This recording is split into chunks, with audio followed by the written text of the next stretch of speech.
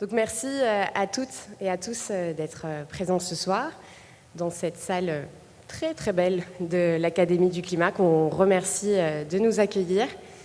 On va pouvoir donc avoir une discussion qui va parler d'Irak, mais pas que. On va aussi élargir la conversation à la responsabilité et au rôle d'une multinationale qui est bien connue, Total Energy.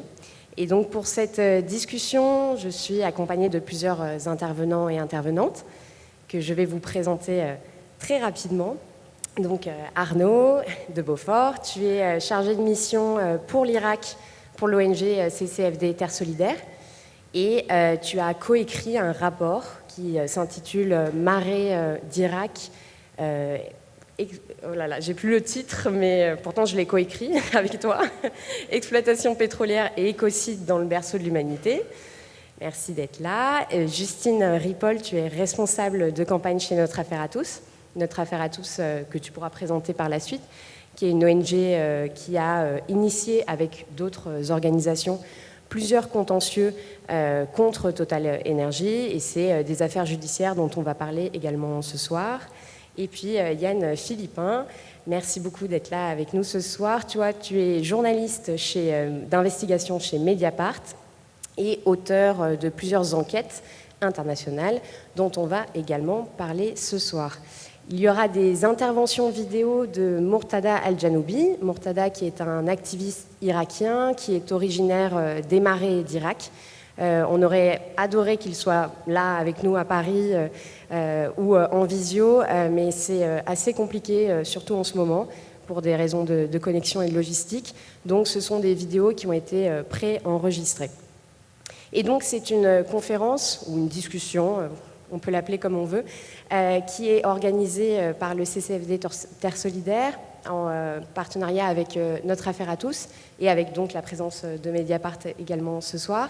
Une conférence qui s'inscrit dans une campagne plus large du CCFD Terre Solidaire qui s'appelle « Abus des multinationales, on devrait tous pouvoir dire non ». Et donc il y a mes collègues qui sont à votre disposition, voilà, si vous voulez en savoir plus sur cette campagne. Je suis obligée, et c'est normal, de mentionner le contexte dans lequel s'inscrit cette discussion, un contexte géopolitique et surtout humain extrêmement préoccupant. Vous le savez, la guerre au Moyen-Orient qui fait suite à l'attaque d'Israël et des États-Unis contre l'Iran. Une crise humaine extrêmement préoccupante qui a déjà engendré plus de 2000 morts, des milliers de blessés et des déplacements massifs de population. Et pourtant, un des sujets qu'on entend le plus ici en Occident, c'est la question énergétique. Qui prend parfois un peu le dessus, même dans la couverture médiatique par rapport au drame qui se joue dans la région. Et le pétrole qui se retrouve notamment au cœur de certains affrontements. Hier, par exemple, il y a eu une attaque d'un navire pétrolier dans les eaux irakiennes. Sur le territoire irakien, il y a aussi eu des attaques de drones contre des infrastructures pétrolières. Il faut le mentionner également, Total Energy a dû évacuer son personnel dans le sud de l'Irak.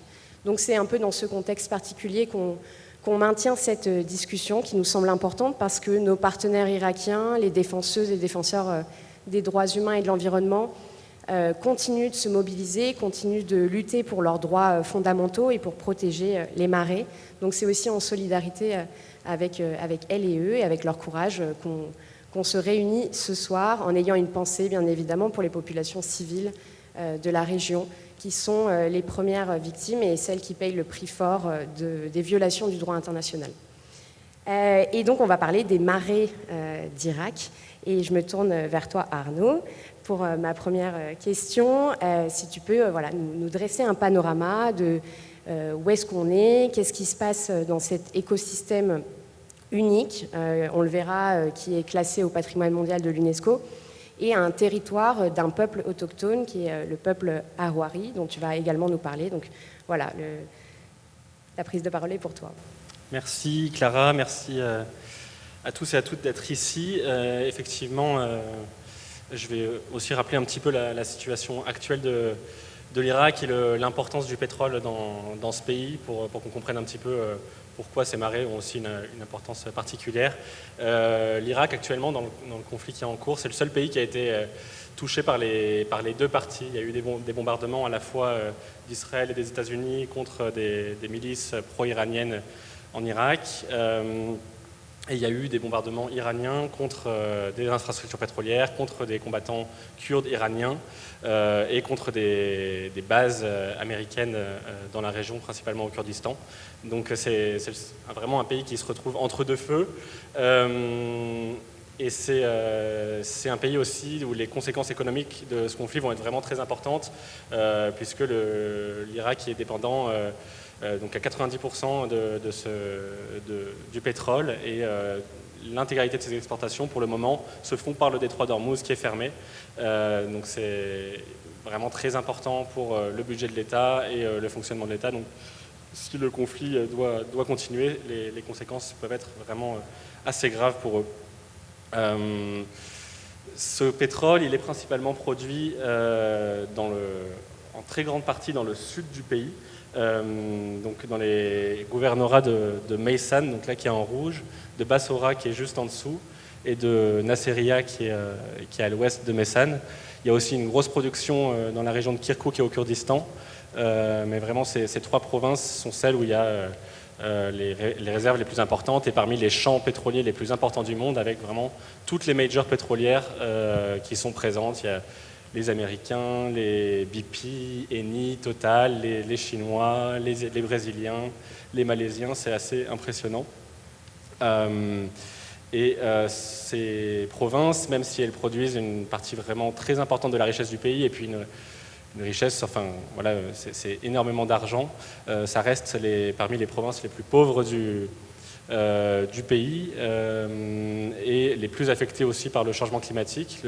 L'Irak est déjà parmi les 5 pays les plus affectés par le changement climatique au monde. Il y a des gros problèmes d'eau dans tout le pays, mais principalement dans le sud.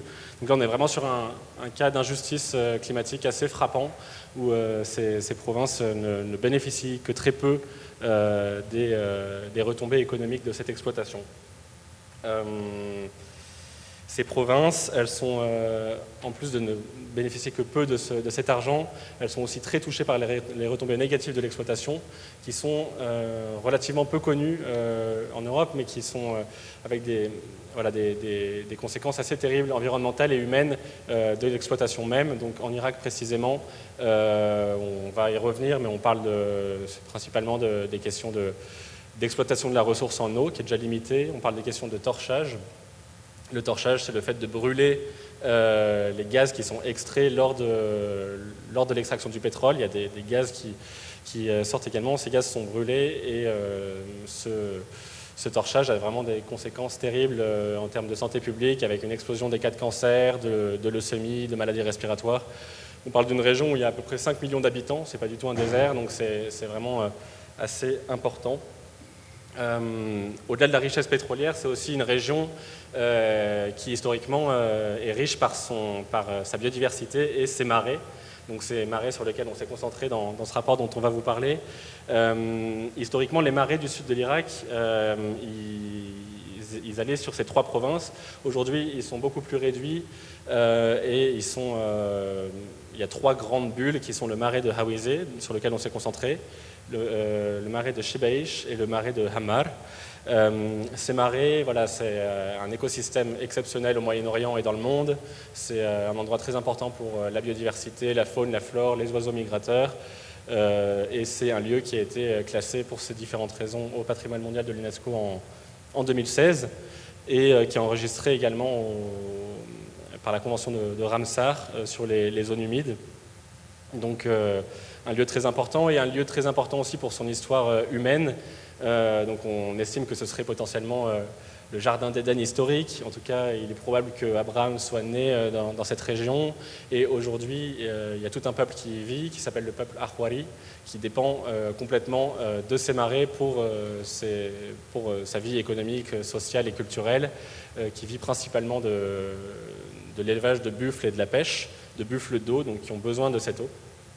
Ce peuple, il n'est pas reconnu comme autochtone puisque l'Irak n'a pas ratifié les conventions relatives aux peuples autochtones, mais il en présente toutes les caractéristiques et les Ahwari, donc littéralement les habitants des marais, se définissent eux-mêmes comme un peuple autochtone. Ils ont une langue à part que les Irakiens ne comprennent pas, qui présentent pas mal de similarités avec les langues anciennes de la région, le sumérien, etc.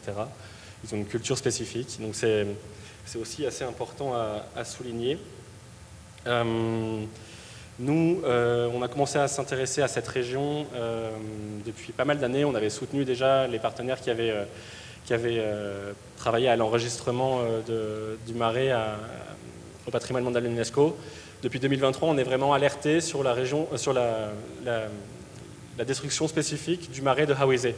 Donc le marais de Hawizeh, il est vraiment à la frontière de l'Iran. C'est un marais qui est partagé avec l'Iran. Et donc nos partenaires sur place nous ont alertés sur le fait qu'il y avait vraiment une sécheresse aggravée sur place voilà, un drame humain qui était en train de se jouer. Nous, on s'est rendu sur place en fin 2024, aussi parce qu'il y avait eu une première enquête de Mediapart, dont Yann, tu nous parleras sans doute, mais qui montrait la responsabilité de Total Energy dans le champ de Halfaya, dont je vais parler tout de suite. Donc on se rend sur place à l'invitation d'un partenaire qui s'appelle Ahwari Network, dont on va montrer une vidéo tout à l'heure, et pour constater vraiment qu'effectivement la situation sur place est assez terrible. Le marais est complètement à sec. On se rend compte qu'effectivement il y a pas mal de déplacements de population qui ont eu lieu, très difficile à quantifier, on entend beaucoup de chiffres, mais on voit vraiment que dans les villages, la moitié de la population est partie. On voit les torchères qui brûlent le gaz, qui continuent de brûler en continu. On entend parler de tous ces problèmes de santé publique très importants qui ont lieu. Donc voilà, on est confronté à cette réalité sans vraiment savoir qui en est le responsable. Les gens sur place nous disent que c'est du fait de l'industrie pétrolière, mais c'est très difficile à prouver. Il y a très peu d'enquêtes indépendantes en Irak, puisque notamment sur les questions pétrolières, il y a vraiment une omerta et un empêchement des chercheurs et des journalistes de se rendre sur place et de vraiment faire des enquêtes indépendantes sur la question. Donc très difficile d'avoir des données concrètes et d'identifier des responsabilités. Donc nous, on a soutenu un chercheur indépendant qui s'appelle Safar Khalaf, qui est un chercheur irakien qui est en exil, qui a écrit une étude assez poussée sur la situation en cours et les responsabilités partagées. Et Safa s'est basé aussi sur un enquêteur de terrain qui lui vient de Bagdad et qui a pu se rendre sur place et conduire un certain nombre d'interviews avec des responsables et des personnalités locales. Et lui, Safa a pas mal de contacts au niveau gouvernemental et donc ils ont pu arriver à un résultat vraiment très intéressant sur lequel nous on s'est basé pour écrire le rapport qu'on présente plus précisément ce soir. À travers ce rapport, on comprend qu'il y a plusieurs responsabilités. Je reviendrai plus tard dans la soirée sur le champ de Hawizeh 1, que vous voyez en jaune, vraiment à la frontière de l'Iran. Mais une responsabilité plus spécifique, qui est plus ancienne aussi sur cette région, c'est celle du champ de Halfaya, dont l'exploitation a commencé en 2010. Halfaya, c'est un champ pétrolier qui est absolument immense. En termes de superficie, il représente 3 fois Paris. Il y a un aéroport, il y a des infrastructures, il y a toute une ville qui accueille les ouvriers, principalement chinois, puisque c'est un champ qui est détenu à 45% par PetroChina, qui est l'opérateur de ce champ, et également 22,5% par Total Energy, et un autre 22,5% par Petronas, qui est la major pétrolière malaisienne. Et les restes des 10% sont gérés par la Meisan Oil Company, qui est la compagnie pétrolière locale. Donc on a ce champ qui est présent depuis 2010, avec vraiment des problématiques donc, de torchage qui sont inhérentes d'une certaine façon à la façon dont les opérations pétrolières sont menées dans le sud de l'Irak, mais voilà, qui sont particulièrement importantes. Sur l'ensemble de Halfaya, aujourd'hui on est à 400 000 barils de pétrole produits par jour. Un baril de pétrole, c'est 159 litres d'eau, donc c'est vraiment des quantités énormes. Et dans une région qui souffre de manque d'eau chronique, c'est aussi significatif puisque pour produire un baril de pétrole, il faut 1,5 à 2 barils d'eau. Donc si on parle de 400 000 barils de pétrole, je vous laisse imaginer les quantités que ça peut représenter. L'étude qu'on a soutenue montre que cette eau qui est utilisée pour extraire le pétrole, c'est une eau qui est propre à la consommation, qui est dérivée qui vient du sol ou alors qui est dérivée des canaux en amont. Là où les villages qu'on a pu visiter, eux, s'approvisionnent en eau par des camions-citernes, etc. Donc vraiment des problématiques de justice aussi pour cette population qui sont assez importantes. Ce qu'on a pu aussi observer, c'est que ce que l'étude souligne, c'est que l'exploitation avance en dehors de ce qui est l'enceinte historique. Et donc il y a des villages qui jouxtent vraiment le champ, qui sont ciblés par des exploitations, voilà, des nouveaux derricks qui vont être creusés au milieu de ces villages, et donc des gens qui vont être expulsés selon une loi irakienne qui permet cette expulsion contre une certaine somme d'argent. Voilà, et effectivement, évidemment, le champ se situe vraiment très très proche du marais enregistré au patrimoine mondial de l'UNESCO, donc avec des conséquences réelles sur l'ensemble de l'écosystème. Je reviendrai donc par la suite sur le deuxième champ qui est en construction, et peut-être qu'on peut aborder les autres. Oui, merci beaucoup pour ce premier panorama. On va maintenant mettre une vidéo justement de Mortada Al-Janoubi qui va nous parler, ça sera le point de vue irakien, lui en tant que membre du peuple Hawari, quels sont les impacts de l'exploitation pétrolière. Arnaud l'a expliqué, il y a actuellement 3 champs pétroliers qui entourent le marais de Hawizeh, un 4e en construction dont on parlera plus tard. Donc on va l'écouter, c'est une vidéo de 5 minutes environ. طبعا المفارقة الغريبة جدا، الحكومة العراقية اليوم تتحدث بالمتغيرات المناخية وشريكة بمؤتمر الكوب وتقول العراق متأثر من سياسة التغيرات المناخية، لكن في الحقيقة والواقع العراق ما تأثر بالتغيرات المناخية بقدر ما تأثر من التغيرات السياسية، التغيرات النفطية، التوسعات النفطية اللي طارت الأماكن الطبيعية. اليوم الحكومات إذا تتحدث بالمتغيرات المناخية المفروض تحافظ على المناطق الطبيعية اللي هي الأهوار اللي تعد من أهم المناطق الطبيعية بالعراق. الحكومات المتعاقبة سواء كانت بالنظام السابق أو النظام الحالي على مدار سنوات مضت ما شاهدنا أي اهتمام واحترام لمنطقة الأهوار.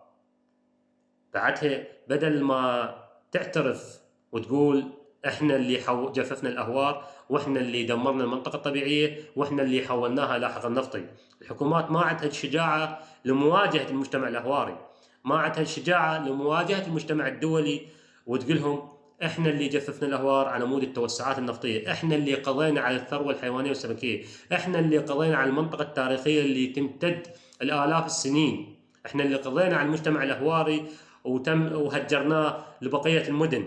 اليوم المجتمع الاهواري يعيش مهجر ببقيه المدن منبوذ، بدل ما يحتضنونه، بدل ما يخلون له منطقه محترمه.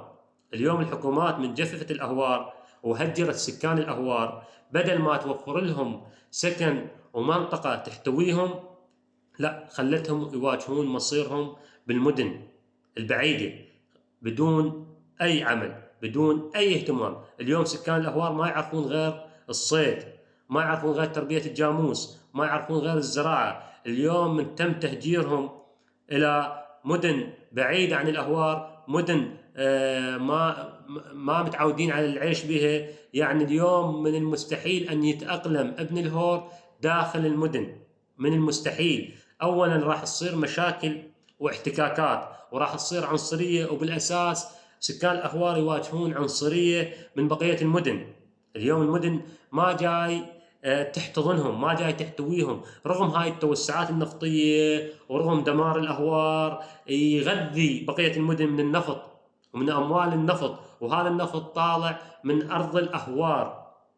اليوم الحكومات جففت أهوارهم، دمرتها، نهت مصادر رزقهم، تركتهم نحو الضياع، نحو المجهول، بدون أي مستقبل، بدون أي أعمال، بدون أي أمان أو منزل أو حتى مقابل مادي على مود تعوض هذا المجتمع الأهواري أو تبحث عن البدائل. هاي الحكومات ما أنصفت الأهوار ولا أنصفت سكان الأهوار ولا أعطت أي أهمية للأهوار.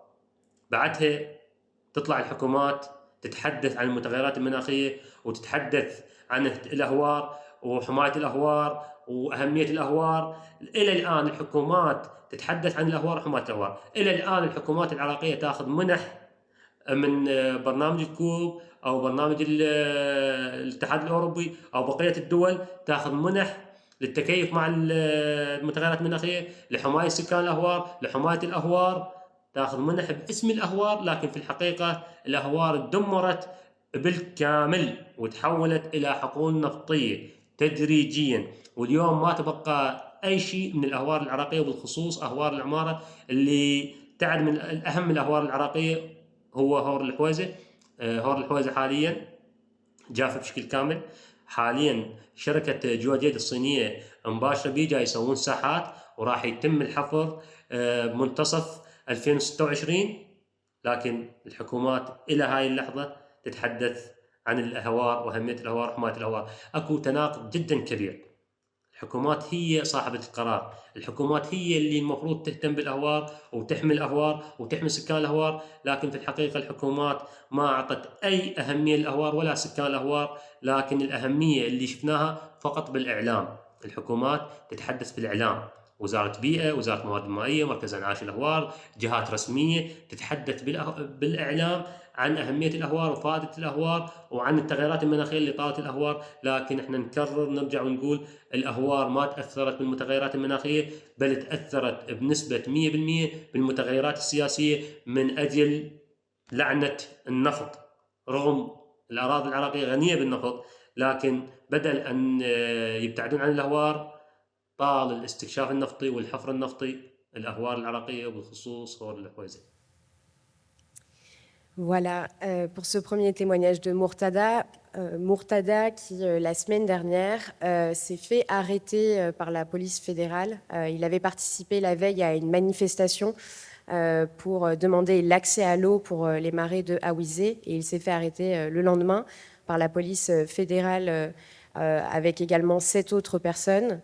Donc il y a eu toute une mobilisation et une pression de la part de plusieurs organisations irakiennes, également de la part des habitants du gouvernorat, qui a permis sa libération assez rapidement. Mais c'est un rappel des conditions dans lesquelles les activistes, même si eux ne se considèrent pas tellement non plus comme activistes, Murtada, il aime bien rappeler que lui, initialement, c'est un pêcheur qui a de plus en plus de mal à vivre de ce métier à cause justement de l'assèchement des marais et de la présence des champs pétroliers. Mais voilà, donc ça rappelle, Arnaud, tu parlais d'omerta, du pétrole en Irak, et donc des dangers qu'encourent les personnes qui essayent de briser cette omerta. Et voilà, donc c'est des rappels constants du courage et aussi de la responsabilité de différents acteurs, que ce soit des multinationales qui doivent prendre en compte cet état pour les défenseurs des droits, la restriction de l'espace civique, également pour les gouvernements, là en premier le chef, le gouvernement irakien, mais aussi, il en parlait dans la vidéo, des gouvernements européens qui subventionnent quand même beaucoup de projets dans la région, et peut-être qu'on pourra en parler par la suite. Mais maintenant, on va passer à toi, Yann, puisque ça a également été évoqué, mais une des grandes problématiques du champ de Al-Faya, mais plus généralement de l'Irak, et on va le voir de beaucoup de pays dans le monde, c'est la question du torchage de gaz. Et il y a eu une enquête qui a été réalisée et qui a été publiée en fin 2024. Tu pourras peut-être repréciser les dates. Et Arnaud le disait, nous, c'est notamment grâce à cette enquête de Mediapart qu'on a renforcé notre implication et notre suivi de cette partie de l'Irak. Donc voilà, je te laisse la parole pour nous parler de cette enquête qui s'appelle Burning Skies. Bonsoir à toutes et tous.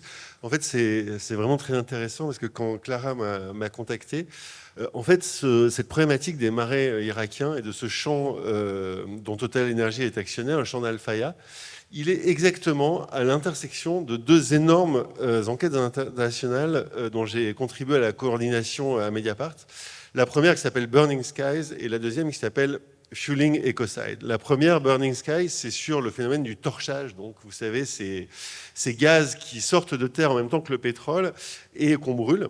Et la seconde enquête, dont on parlera un petit peu après, c'est sur le fait que énormément de multinationales de pétrole, forent du pétrole, dans des zones naturelles protégées où il devrait, par définition, y avoir aucun forage.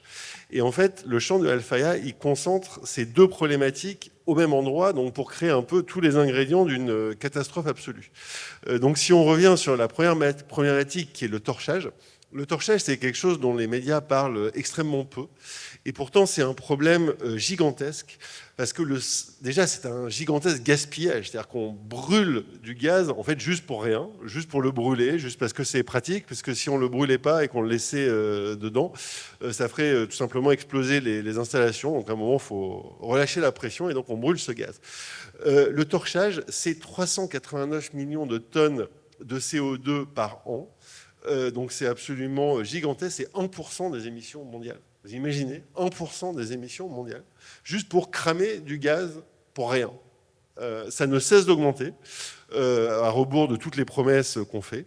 Et donc ce qu'on a fait, c'est quelque chose qui est complètement inédit, c'est qu'aujourd'hui, il est possible de repérer ce torchage par satellite. Et il y a une ONG qui s'appelle SkyTruth, qui en fait recense tous les points de torchage sur la planète. Et ce qu'on a fait en collaboration avec 14 médias internationaux et avec un collectif de journalistes qui s'appelle EIF, c'est que pendant 1 an, on a analysé tous ces signaux de torchage satellites et on les a croisés avec les cartes des champs de pétrole. Parce qu'en fait, le scandale du torchage, c'est quoi ? C'est qu'avant notre enquête, c'était une véritable boîte noire. C'est-à-dire qu'il y a la plupart des compagnies pétrolières qui en fait ne publient rien, ne disent pas quelles sont leurs émissions liées au torchage. Et les plus grosses, celles qui sont cotées en bourse, comme Total Energy, publient un chiffre d'émissions au niveau mondial, mais c'est tout.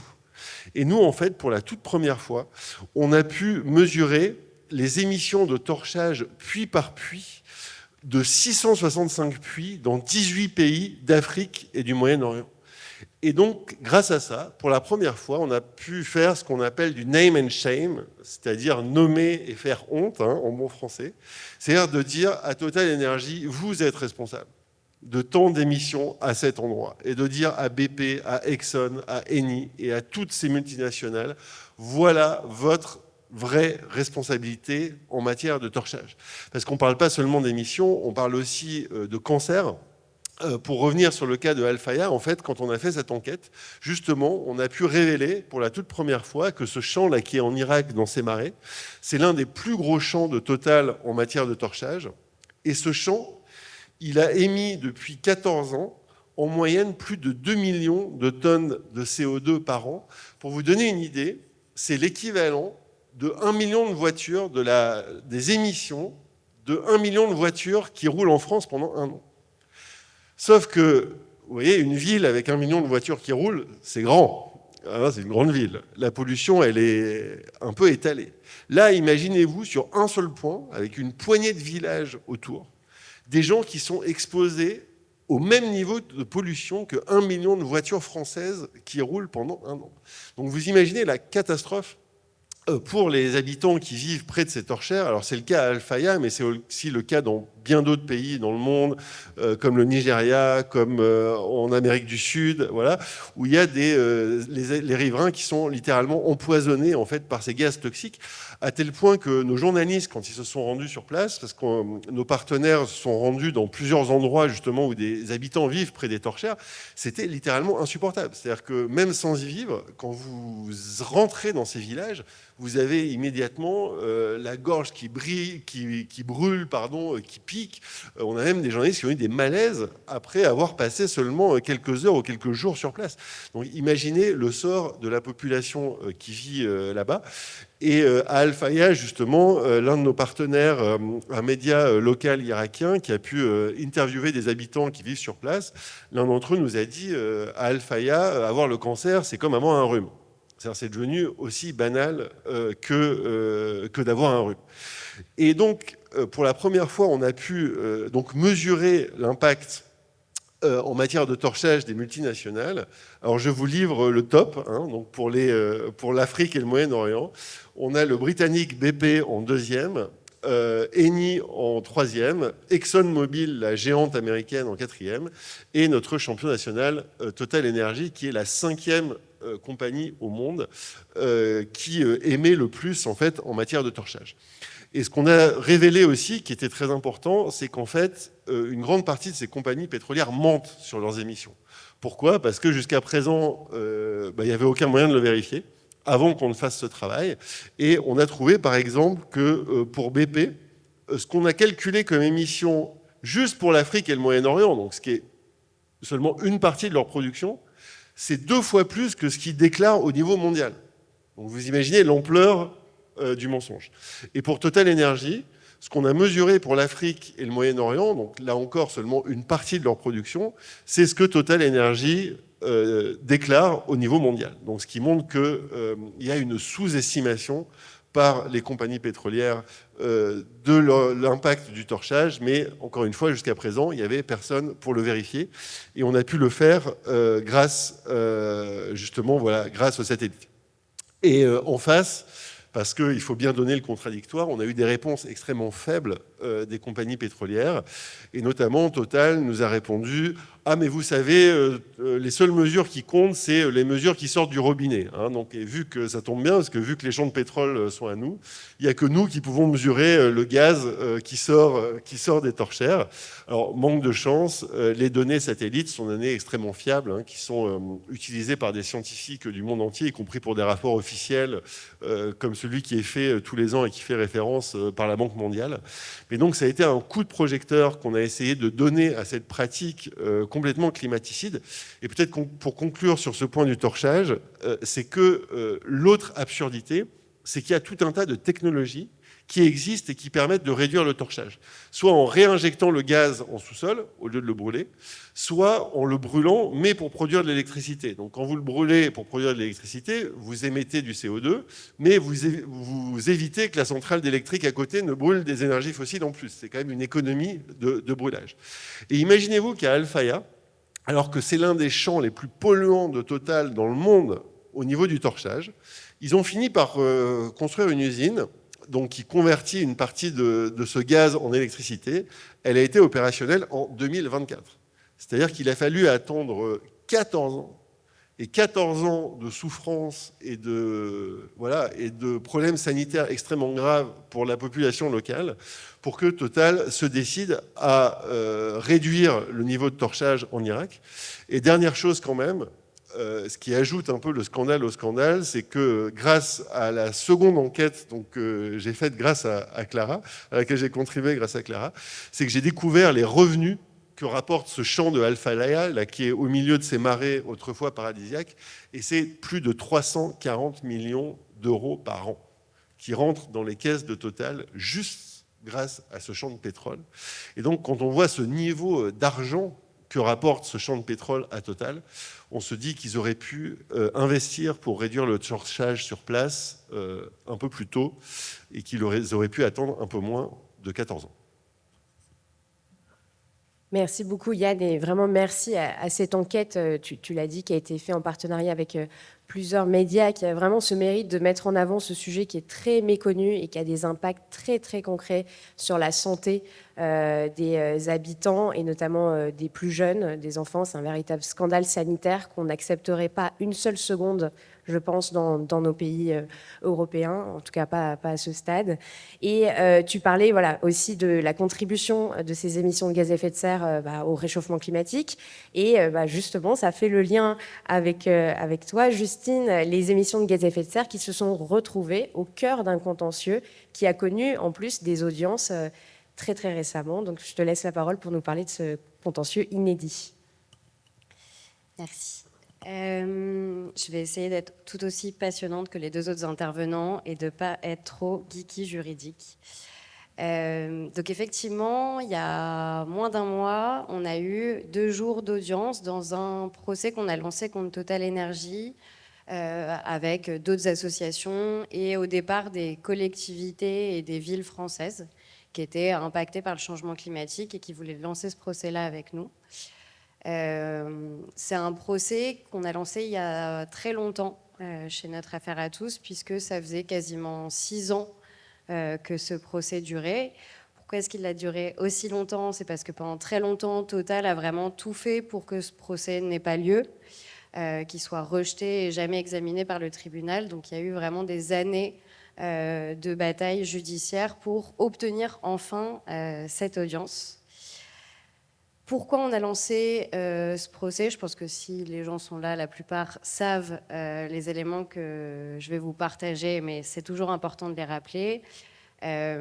Total Energy, c'est une compagnie pétrogazière qui connaissait, comme les autres compagnies pétrogazières, le changement climatique bien avant beaucoup de gens, dans les années 70.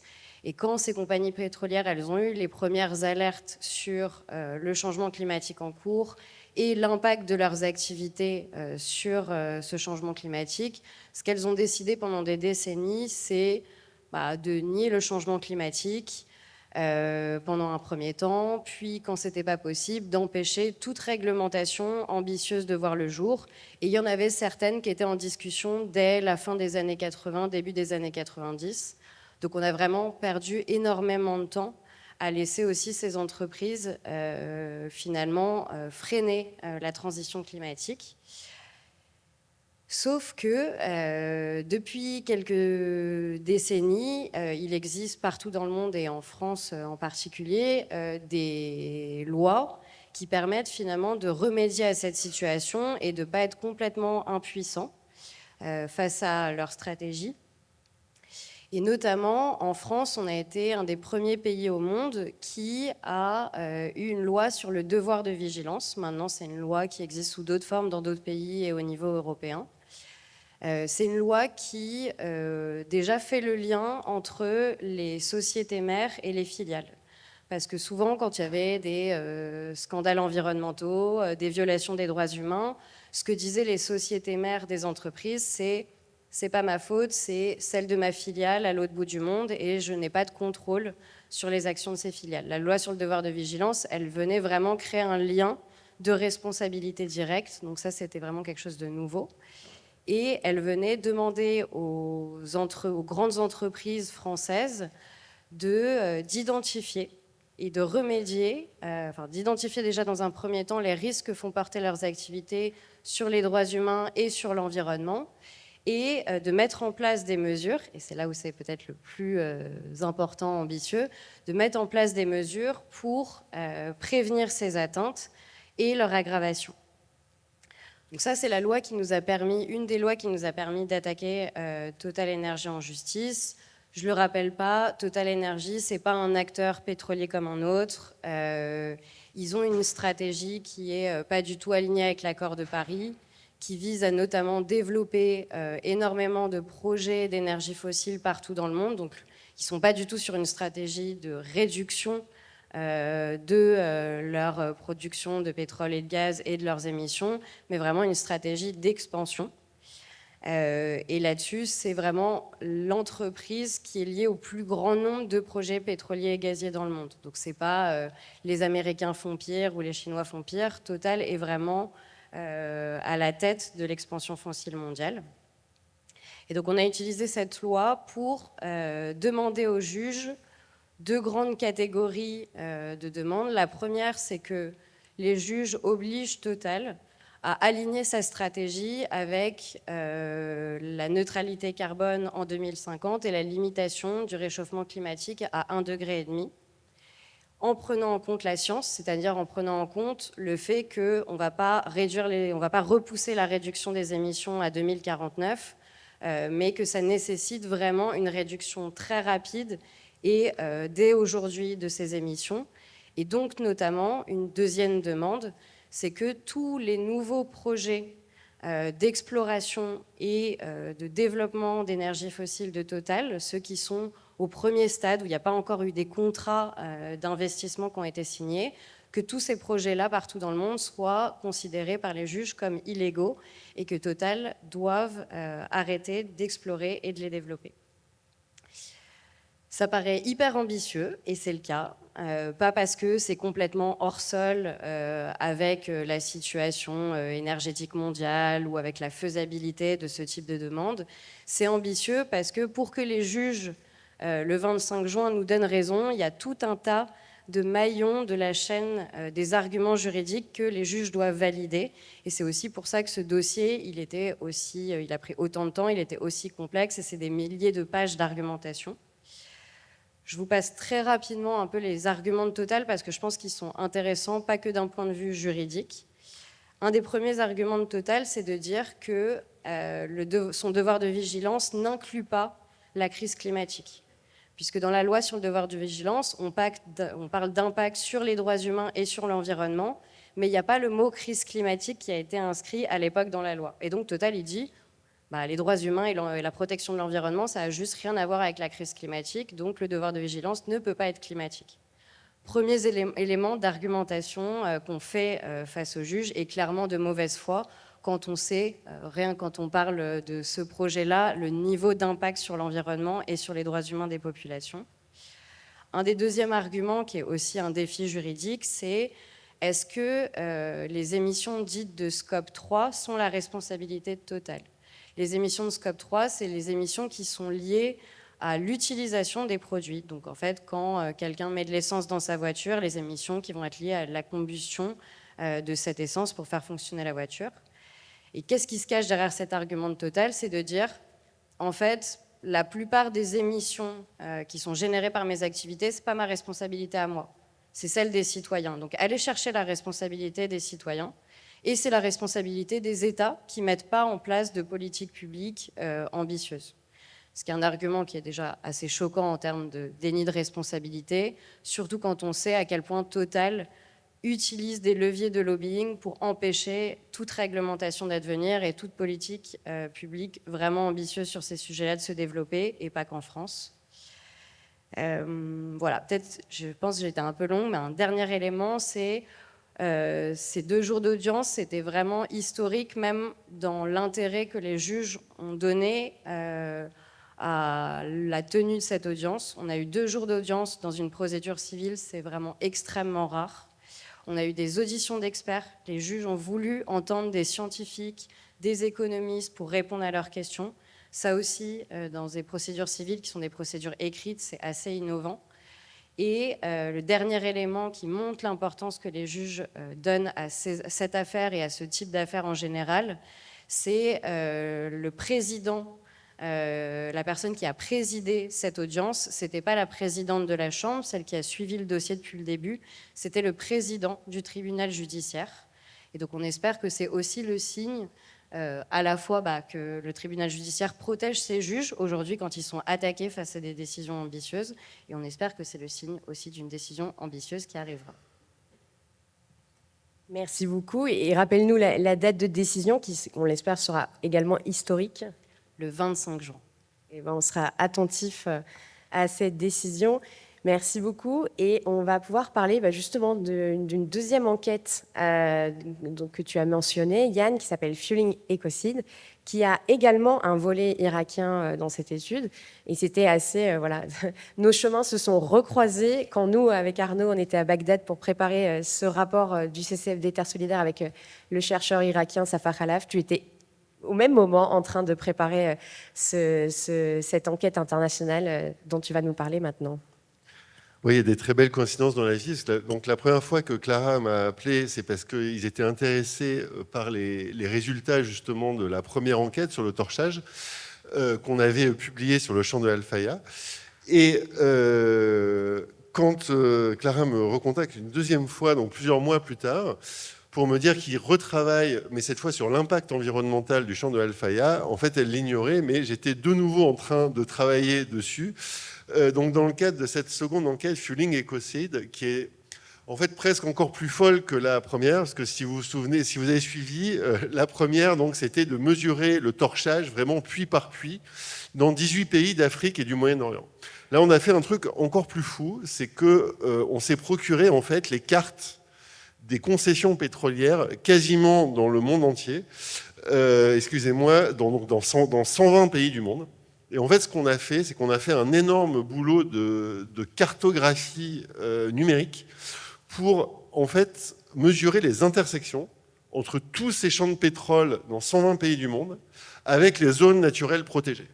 Donc on parle de quoi? On parle des zones les plus précieuses en matière de biodiversité de la planète, on parle des zones humides protégées par la Convention de Ramsar, des zones protégées par l'Union internationale de la conservation de la nature, où il y a toutes les espèces en voie de disparition. On parle des sites du patrimoine mondial de l'UNESCO, des sites Natura 2000 de l'Union européenne, c'est-à-dire le tout petit pourcentage d'air naturel de la planète qui abrite en fait ce qui reste de plus précieux en matière de vivant, en matière d'espèces végétales et animales, et qui doit absolument rester protégé si on veut avoir une chance de sauver la planète. C'est un petit peu voilà, le pendant de la crise climatique, parce que en fait, là aussi, c'est quelque chose qui est très peu médiatisé, mais en plus de la crise climatique que tout le monde connaît, il y a en fait ce que les scientifiques appellent une extinction de masse de la biodiversité. C'est-à-dire qu'on a déjà plus de 10% des espèces vivantes de la planète qui ont été détruites. Et cette destruction du vivant, en fait, ne fait que s'accélérer. Et donc, l'homme est en train de détruire la vie et les espèces vivantes à une échelle industrielle. Et donc, nous, ce qu'on a pu révéler grâce à ce travail inédit, donc là aussi mené avec de nombreux médias internationaux et avec le même collectif de journalistes Environmental Investigative Forum avec lequel on a fait Burning Skies, c'est qu'il y a 7000 aires protégées dans le monde où il y a des concessions de pétrole et de gaz. Donc c'est un peu la même chose que le torchage, c'est-à-dire qu'on n'est pas sur un truc ici et là, c'est qu'on est sur un problème systémique. Tout comme les compagnies pétrolières torchent le gaz et empoisonnent les gens d'un point de vue systémique, là on a de façon systémique des forages de gaz et de pétrole dans des zones naturelles protégées où il ne devrait pas y en avoir. On a calculé que ça couvre 700 000 km², donc c'est plus que la surface de la France, et que si on prend les licences de production pure, parce qu'il y a aussi des licences d'exploration, où la production industrielle n'a pas encore commencé, on est à 74 000 km², ce qui est la surface de l'Irlande. Et là aussi, grâce à ce travail, on a pu faire le même travail de name and shame, et on a vu que Total était le 7e mondial, donc le 7e pétrolier au monde qui a le plus de champs de pétrole et de gaz dans des aires naturelles protégées. Alors il y a plusieurs exemples extrêmement emblématiques. Il y a donc celui de Alphaya où la situation sur place est catastrophique, mais ça on y reviendra. C'est le rapport du CCFD qui l'a démontré et qui l'a révélé.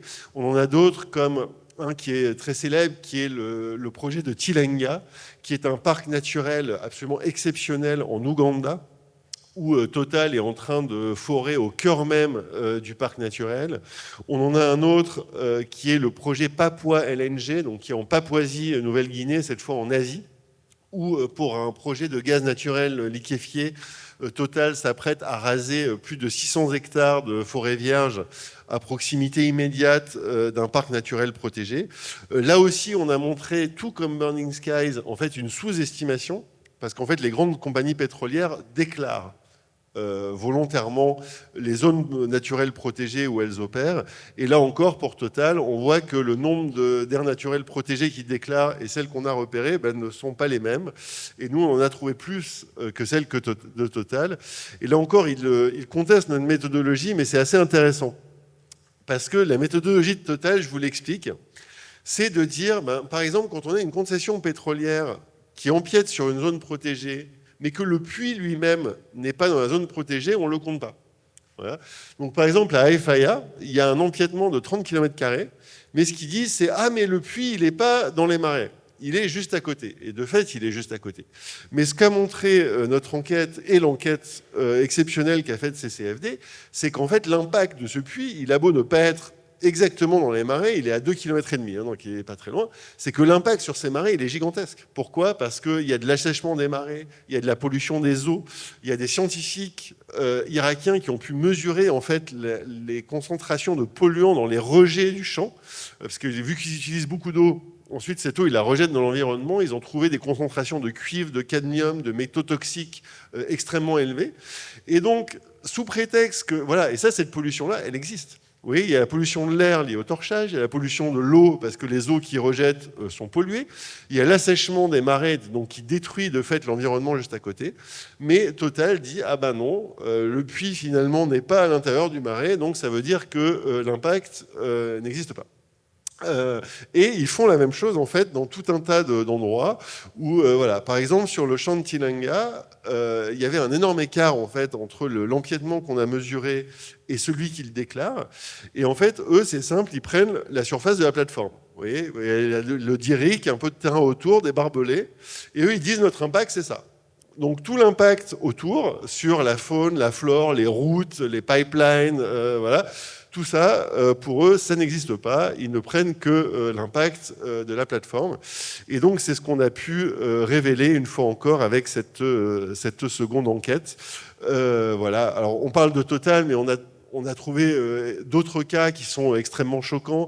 Par exemple, sur une zone marine protégée aux Émirats Arabes Unis, qui abrite en fait l'une des plus grandes colonies mondiales de dugong. Le dugong, c'est un charmant animal, un mammifère marin en danger critique d'extinction. Et vous avez les 2/3 de cette réserve qui sont en train d'être ravagés par la compagnie nationale Emirati et par Eni, une société, donc la société pétrolière italienne, où ils construisent des ports, des îles artificielles, enfin bref, en plein milieu de cette zone qui est classée au patrimoine mondial de l'UNESCO. Et pour vous citer un dernier exemple, notre partenaire brésilien, donc un média brésilien qui s'appelle Info Amazonia, qui a contribué à cette enquête avec nous, a découvert un permis pétrolier au Brésil dans une réserve indigène, sans même que le peuple indigène n'ait été informé. C'est-à-dire que, alors, là encore, c'est une réserve d'exploration, donc les premiers forages n'ont pas encore commencé. Mais en fait, ce peuple indigène a appris, grâce à nous, enfin, grâce à notre partenaire local Info Amazonia, qu'une partie de leur territoire, qui est pourtant ultra protégé, hein, les réserves indigènes, normalement, c'est un statut juridique spécial, vous n'avez pas le droit d'y avoir d'activité industrielle. Normalement, toute production pétrolière est absolument bannie, hein, y compris selon la loi brésilienne. Et ils ont découvert que le gouvernement brésilien avait accordé ces permis pétroliers en plein milieu d'une réserve indigène. Et en fait, ce qu'il y a eu, c'est un tour de passe-passe juridique où le gouvernement, où la compagnie pétrolière a dit « Ah ben non, on a eu le permis juste avant que la zone ne soit classée réserve indigène, donc tout va bien, tout est légal. » Et peut-être pour donner un dernier mot, pour connecter le torchage, Burning Skies, Fueling Ecocide, donc ces exploitations massives de pétrole dans les zones naturelles protégées, et le champ de Halfaya, c'est qu'il y a un point commun entre tout ça, qui est la complicité des États. C'est-à-dire que là, on pointe les responsabilités des compagnies pétrolières, dont celle de Total Energy, et j'allais dire, on a raison, parce qu'ils ont une responsabilité énorme. Mais une seconde responsabilité qui est énorme, c'est la responsabilité de ces États. Pourquoi? Parce que le torchage, et notamment à Halfaya, en théorie, il est illégal. Il n'est autorisé par la loi irakienne que dans des cas exceptionnels. Et pourtant, ce torchage arrive à des niveaux gigantesques. Et ça, on l'a documenté dans plein d'autres pays, où il y a plein de pays qui font des lois très restrictives sur le torchage, mais qui ne sont pas respectées. Et c'est exactement la même chose pour les zones naturelles protégées. En théorie, les États ne sont pas censés accorder de permis dans ces zones-là, et pourtant, ils le font massivement, hein, 7000 permis dans des zones protégées au niveau mondial. Et ça, c'est extrêmement grave, parce qu'on voit en fait que malheureusement, entre d'un côté ces gigantesques revenus pétroliers, on parle de milliards et de milliards d'euros, et la protection de la nature, des populations locales. Voilà, finalement, quand les États ont des décisions politiques à prendre, et en particulier en Irak, qui, comme tu l'as dit, c'est 90% des exportations et du budget de l'État. Enfin non, pardon, je crois que c'est 60% des exportations et 90% du budget de l'État. Bon, les populations locales ne pèsent pas lourd. Et l'environnement non plus. Merci beaucoup et je vous encourage vraiment à lire cette enquête enfin les deux enquêtes, Burning Skies et Fueling Ecocide, qui vous retrouvez sur le site Mediapart, parce que c'est absolument hallucinant. Ça concerne tellement de pays et de compagnies pétrolières, donc c'est fascinant et ça fait extrêmement peur au même moment. Et justement, on va rester sur l'Irak et on repassera après sur un autre contentieux, parce que je me dis que cette transition est toute trouvée avec ce que tu viens de dire sur que finalement, il y a des choix qui ne pèsent pas lourd et les responsabilités sont partagées. On va parler de cette nouvelle menace pour les marais de Hawizeh. Donc Arnaud, si tu peux nous parler de... Super, il y a la carte. Si tu peux nous parler de ce projet pétrolier Hawizeh 1, qui n'est pas fait par Total Energy, mais par une compagnie chinoise, Geojade. Oui, merci. Alors effectivement, tout à l'heure, on a parlé du champ de Al-Faya qui est donc au nord et qui est historiquement celui qui est... qui est le plus ancien entre des champs qu'on a étudiés. On n'a pas étudié le champ de Majnoun qui est au sud, qui empiète aussi sur le marais. Mais donc, la raison vraiment pour laquelle il y a un assèchement aujourd'hui, et c'est ce que montre notre enquête, et c'est ce vers quoi tendaient aussi les analyses de nos partenaires, c'est ce nouveau champ Hawizeh 1 dont vous voyez qu'il empiète totalement sur la réserve UNESCO, donc 300 mètres carrés d'empiètement. Ce champ, il a été, le deal a été signé en 2018 et c'est à partir de 2021 qu'on a vraiment un assèchement du marais, et à partir de 2023 que les opérations commencent, donc que les habitants commencent à voir des camions, des engins de chantier qui commencent à rentrer dans le marais pour aller vraiment lancer les explorations. Et a priori, l'exploitation en tant que telle, le forage, devrait commencer mi-2026. Il est probable que ça soit retardé par la situation actuelle, mais en tout cas, c'est vraiment imminent. Ce champ, il est géré par Geojade, qui est une entreprise chinoise, avec toujours un partenaire irakien. Donc ce qu'a montré l'enquête du chercheur Safar Khalaf, sur laquelle on a basé notre rapport, c'est que c'est vraiment en vue d'exploiter ce champ S-Pétrole que l'eau a été coupée en amont du marais, et ce qui a permis vraiment l'assèchement et l'entrée des engins de chantier. En parallèle, en Iran, il y a eu la même chose qui a été faite pour le champ de Sorab, qu'on ne voit pas ici, mais qui est aussi qui jouxte le marais du côté iranien. Nous, ce qu'on a pu voir sur le terrain, c'est effectivement les engins, c'est effectivement des populations qui peuvent plus se rendre sur leur lieu de travail, puisque du coup les Ahwari, historiquement, étaient semi-nomades, se rendaient pendant toute la saison des pluies, la saison où il y avait le plus de pluie, ce qui était quand même assez peu, mais se rendaient sur place pour faire paître leur troupeau pendant un certain temps, puis après revenaient pour faire pousser du riz.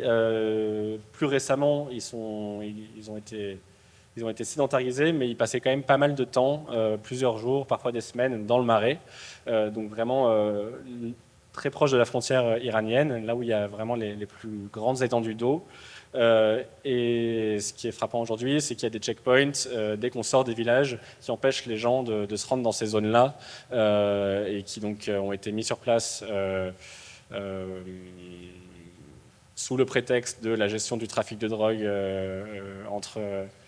l'empêchement du trafic de drogue entre l'Iran et l'Irak, mais qui correspond tout à fait en termes de date au début de cette exploitation.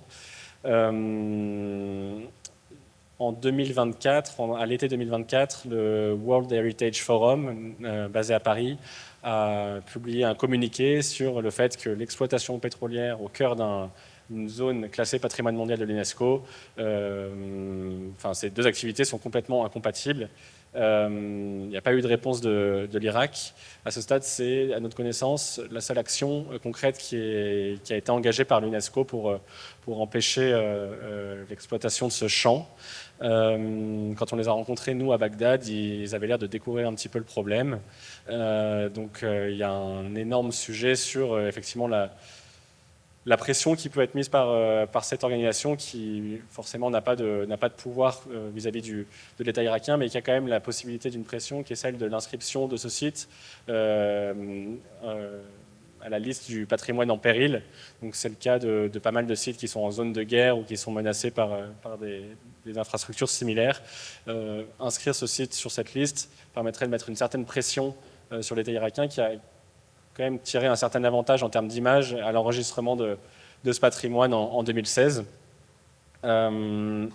Pour nous, c'est le plaidoyer qu'on mène actuellement autour de ce cas. On le mène principalement vis-à-vis de Total. C'est très difficile d'avoir accès à GeoJad, mais en tout cas, on essaye aussi de mettre la pression sur l'UNESCO pour qu'ils aient accès à l'État irakien et qu'ils mettent la pression sur Total, sur GeoJad.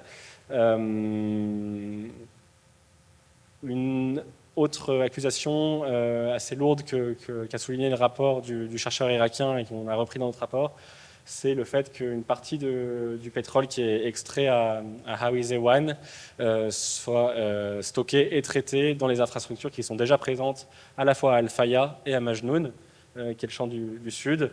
Ça a été contredit par Total Energy quand on les a rencontrés.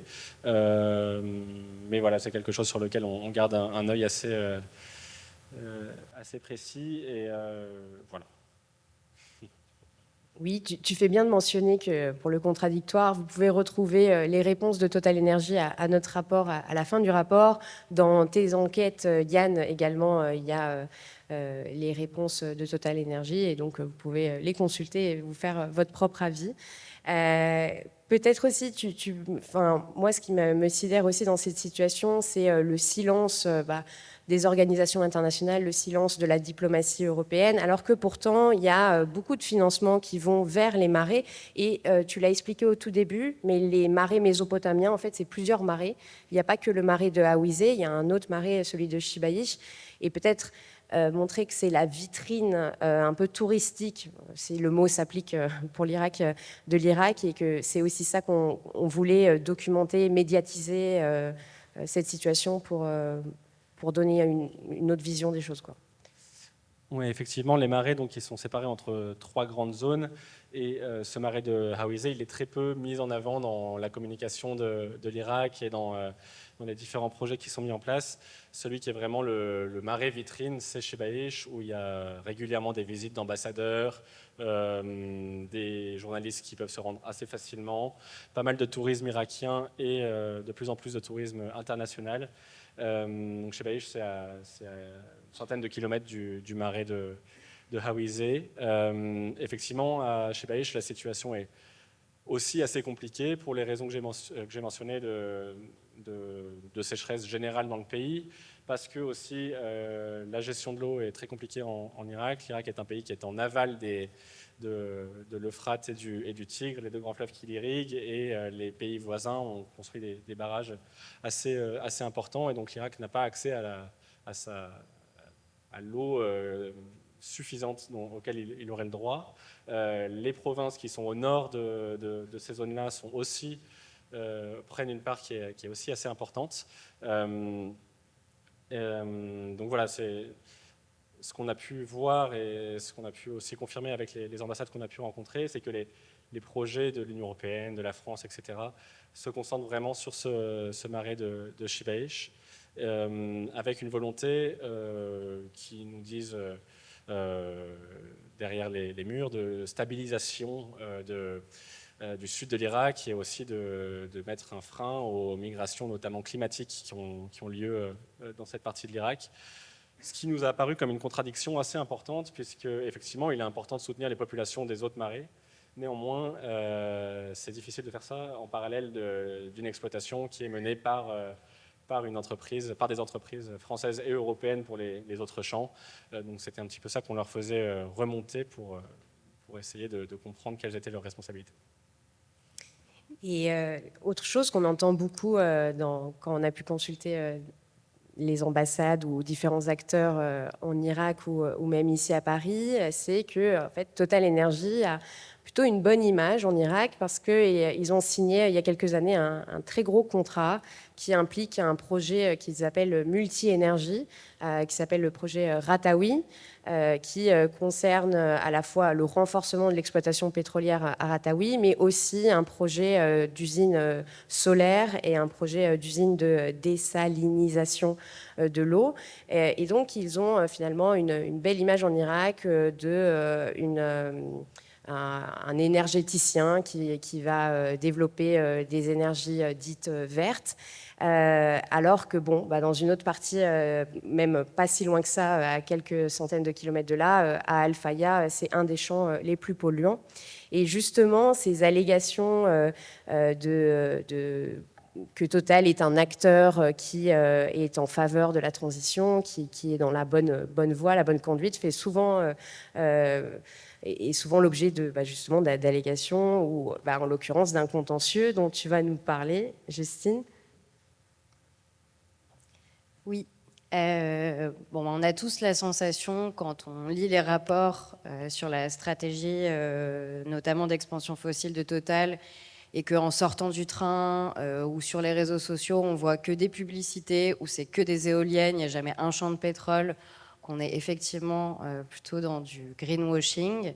Récemment aussi, moi, avant l'audience, je suis allée rencontrer des riverains de la raffinerie de Donges, en France, et il y a plein de jolies zones de compensation environnementale tout autour de la raffinerie, etc. Donc, il y a ce sentiment de greenwashing, mais là, le procès qu'on a gagné définitivement en octobre 2025, l'idée, c'était de qualifier un peu juridiquement cette sensation, et notamment en utilisant un droit qui est plutôt un droit en général qu'aiment bien les entreprises, qui est le droit de la consommation. On a plutôt utilisé contre eux. Qui était d'essayer de qualifier toute la stratégie de communication de Total depuis son changement de nom pour Total Energy en tant que pratique commerciale trompeuse. Je vous passe tout l'historique du procès puisqu'on a gagné en octobre 2025 et c'est une décision qui est définitive parce que Total n'a pas fait appel. Ce à quoi a été condamné Total, c'est à arrêter ces allégations qui ont été jugées trompeuses par le tribunal, notamment l'affirmation que Total serait un acteur majeur de la transition énergétique. Et les juges ont aussi pointé du doigt son engagement vers la neutralité carbone, qui a été aussi jugée trompeuse, vu l'incohérence entre le fait de dire qu'on va atteindre la neutralité carbone, respecter l'accord de Paris, et le fait que la science est plutôt claire et qu'il ne faut pas de nouveaux projets de pétroliers et gaziers.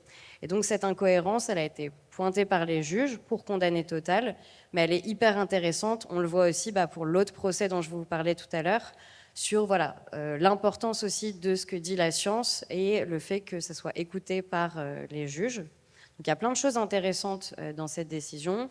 Il y en a aussi d'autres qui sont un peu décevantes, on ne va pas vous mentir. Notamment, au-delà des allégations générales sur la neutralité carbone de Total Energy, on avait soulevé aussi le fait que Total dit que le gaz est une énergie de transition ou que Total met en avant les vertus environnementales des agrocarburants. Et ça, les juges, ils n'ont pas dit que ces deux affirmations, elles étaient fausses ou vraies d'un point de vue scientifique. Ils se sont arrêtés au maillon de l'argumentaire juridique juste avant. C'est celui de est-ce que les communications de Total qui concernent le gaz et les agrocarburants sont des pratiques commerciales?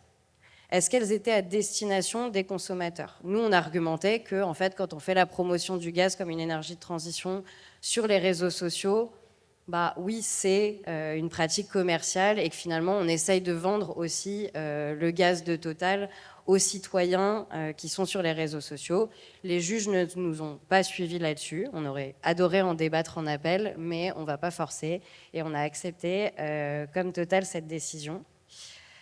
Ce que ça change concrètement, cette décision, de manière un peu boring, le Total a dû mettre en ligne, et c'est toujours le cas, sur leur site internet, la décision de justice. Ils doivent ne plus greenwasher leur communication avec le type d'allégations précises qui ont été visées dans le jugement. Mais ce qui est intéressant, c'est surtout ce qu'on peut faire de cette décision dans les mois et années à venir. Déjà, c'est une condamnation pour greenwashing qui doit impacter toutes les entreprises qui ont des allégations climatiques, de neutralité carbone, alors qu'en fait, c'est très éloigné de la réalité de leurs activités. Ça prouve qu'elles aussi, elles peuvent être inquiétées par d'autres associations, citoyens qui auraient envie de porter des contentieux. Et donc, c'est regardé aussi par beaucoup d'autres entreprises. Il y a aussi le fait que c'est quand même dans un moment où, au niveau européen, les réglementations, notamment celles contre le greenwashing, on les met en pause, il y a beaucoup de freins, voire on va essayer de les détricoter au niveau européen. Qu'il y ait des condamnations comme ça en France, ça montre que finalement, même s'il y a des tentatives aussi de détricotage à d'autres niveaux, c'est déjà des choses qui sont ancrées dans le droit français, et ça, c'est quand même une bonne chose à souligner dans une période un peu déprimante si on regarde ces sujets-là. Mais de manière beaucoup plus sexy et fun, c'est que si Total a menti aux consommateurs, et je pense que c'est pour ça aussi qu'ils n'ont pas fait appel, est-ce qu'ils ont menti aussi à leurs partenaires institutionnels et aux autorités de régulation? Et ça, c'est beaucoup plus grave. Notamment, en fait, nous, on a fait plusieurs plaintes, et d'autres organisations comme Sherpa, Greenpeace ont aussi alerté l'autorité des marchés financiers. Et donc, potentiellement, l'autorité des marchés financiers va se saisir de cette décision, on l'espère, s'ils nous écoutent, pour aller regarder, en fait, est-ce que ce qu'ont dit les juges, c'est vrai aussi pour les actionnaires, les autorités de régulation, et ça, ce ne serait pas du tout les mêmes conséquences pour Total. Mais ça peut concerner aussi tous les partenaires institutionnels, type, on en a entendu parler récemment, les liens entre Total et le Collège de France, le fait que Total va financer énormément d'institutions académiques de recherche, et en contrepartie, ces institutions, elles n'ont pas le droit de critiquer Total, mais elles en font aussi la promotion dans des événements, etc. Est-ce que cette décision, d'une certaine manière, elle peut aussi les impacter, elle peut les concerner? En tout cas, on leur rappellera, n'en doutez pas. Mais voilà, mais on peut tirer le fil presque à l'infini. Les agences de communication qui développent les campagnes de publicité pour ces entreprises, etc., est-ce qu'elles pourraient aussi juridiquement être inquiétées un jour? Voilà, ça ouvre tout un nouveau champ de terrain de jeu. Merci beaucoup, Justine. On va rentrer dans le moment des conclusions pour laisser ensuite peut-être quelques questions. Et la parole à notre partenaire irakien en vidéo. فرسالتنا لكل شخص مهتم بالأهوار، مهتم بالإنسان وحقوق الإنسان، مهتم بالحيوان وحقوق الحيوان. اليوم الأهوار عالم فريد، عالم مهم امتد الآلاف السنين، راح ينتهي بهذا الحقل الأخير، بحقل الحويز النفطي. فرسالتنا لكل شخص عنده صوت، لكل شخص يستطيع التأثير على شركات النفط العالمية أو على الحكومات العراقية أو على الجهات المتعاونة مع الحكومات العراقية. اليوم سكان الأهوار لا حول ولا قوة لهم، والحكومات اللي المفروض تحتويهم وتحمي هاي المنطقة الطبيعية، الحكومات كانت العدل الأول لهم عبر التاريخ، مو فقط اليوم، لا عبر السنوات الماضية.